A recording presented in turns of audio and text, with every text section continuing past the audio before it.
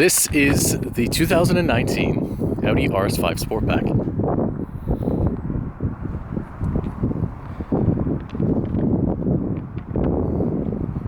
The color is Daytona Gray.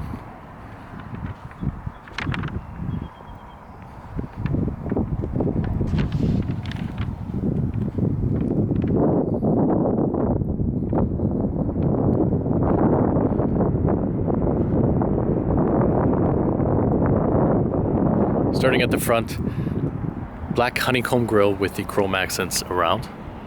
Nice front spoiler down there as well.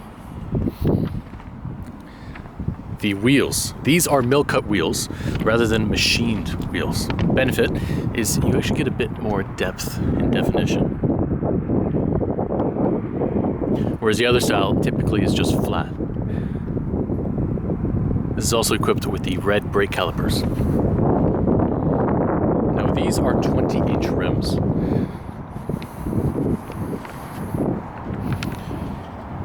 On the rear of the car,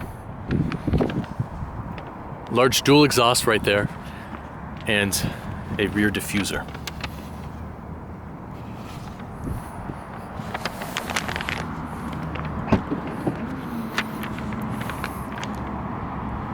I like the hatch style, more practicality compared to the traditional sedan.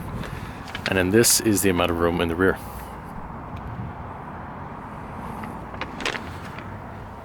Nice loading plate right there.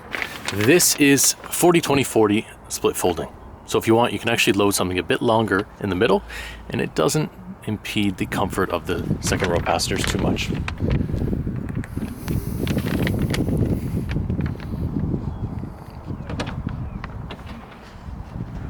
I really like the line that goes all the way from the front to the back here.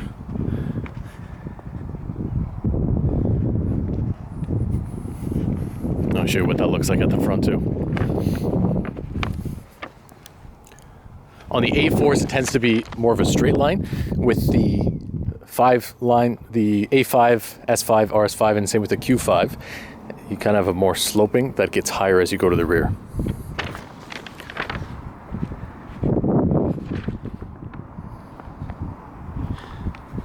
Now this RS5, it's equipped with the premium package. So you get the 20-inch wheels, the ambient interior lighting with the custom color selection as well. The fine Napa leather seats, you'll see the honeycomb stitch in the interior. I'll show that in a moment. The Audi virtual cockpit, Bang & Olufsen 3D sound system, a top view camera, and Audi Connect security and assistance. It also has the sport package, so dynamic steering, RS Sport suspension with dynamic ride control, RS Sport exhaust system. A speed limiter increases to 280 kilometers per hour. Mind you, you won't be using it that much unless you track it. Now on the interior, it has the RS interior design package. Alcantara steering wheel, knee pad and shifter, RS design floor mats, and also black seat belts with red stripes. And to help with driving aid, advanced driver's assistance package, which includes adaptive cruise control with stop start, traffic congestion, Audi active lane assist, pre-sense safety, pre-sense city and front, and even traffic sign recognition. This also, with the color in the Daytona Gray, has the metallic pearl effect paint, the RS carbon inlays, carbon fiber engine cover, as I mentioned, the red brake calipers, and even a head-up display. Let's take a look at the interior. Right here, keyless entry, so when the vehicle's locked, simply press that, and then power folding side mirrors.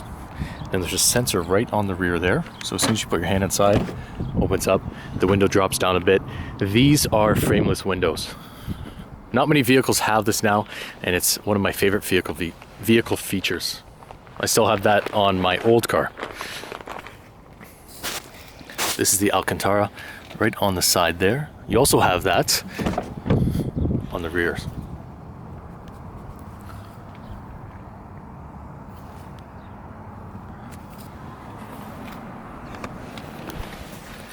Stepping inside, I'm 6 feet tall for reference.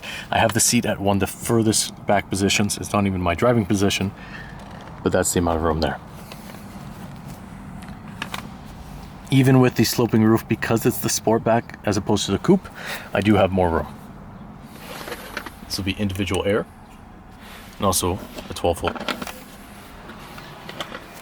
Now that seat is probably more my driving, and that's how much room it is. Let's take a step inside the driver's seat. 8-way power adjustable seating with massage function. This is to adjust your lumbar support as well, and that will actually tighten up right there. Now right now I have it set to a certain area. When I turn the car on, it actually tightens up every single time. And this is the fine Napa leather with the red stitching. This is a thigh support, so you can either tuck that in. I tend to have it at that spot when I'm driving in the city, but if I'm doing a longer drive or on the highway, open it up, adds a bit more comfort. And then it is 2-way memory seating. So that not only saves what the driver has, but also saves whatever your mirror position is.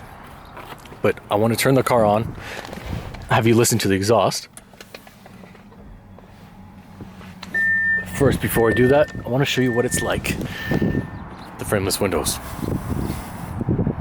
It's a cool design, especially in the summertime if you're getting out of the car. It just looks neat.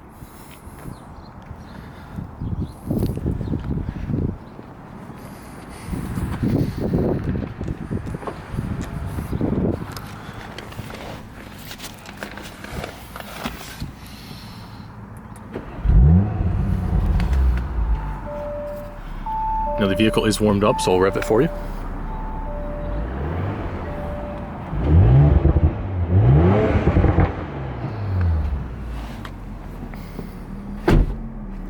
Right here is where you have the adaptive cruise control. You can set different distances there. This is your lane departure warning and lane departure assist right there. Automatic daytime running lights and high beam assist. Now let's talk about this steering wheel. The Alcantara feels very nice in the hands. I like that they have the grooves there, and then also your paddle shifters allows you to adjust what gear you want to be in. Nice RS badge down there.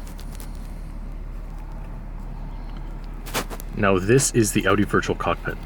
You have two different options. You can either have it set to that, or you can open it up, have a large navigation screen. This is if you want to zoom in or out. Right here, this is where you can set your favorites. So right now I have it set to drive select mode. This allows you to put it in comfort, auto, dynamic, or individual. In individual, you can adjust how quickly the vehicle accelerates based on your throttle input. The suspension control, I tend to have it in comfort. Dynamic steering. Now you can have this in either comfort, auto, or dynamic. In dynamic mode, the steering will be at its stiffest. In comfort, it'll be the easiest to turn.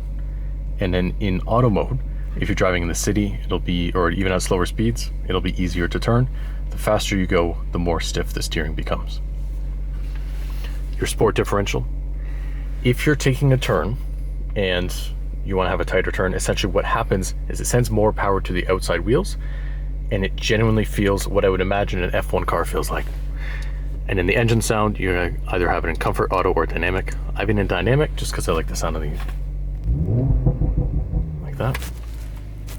Back to the steering wheel. This is to open up your navigation. This is to answer phone calls. That is a voice prompt if you'd like. This is to adjust your volume for the radio. Now the driver can also use this, or the passenger.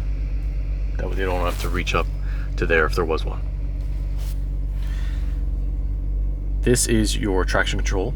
If you hold that for a certain number of seconds, keep it off, that will initiate your launch control. And then to use the launch control, you simply put your foot on the brake and then hold the accelerator, and eventually take your foot off the brake and the car will launch.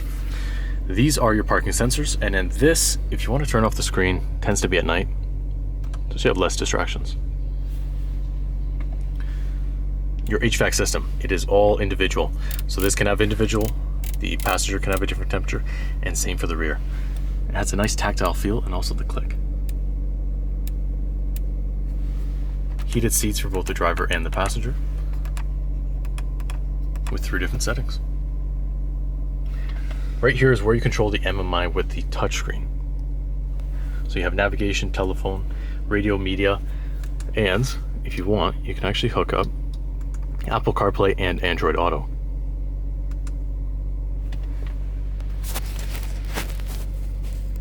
Let's take this for a short drive around the parking lot, just that you can hear the engine sound.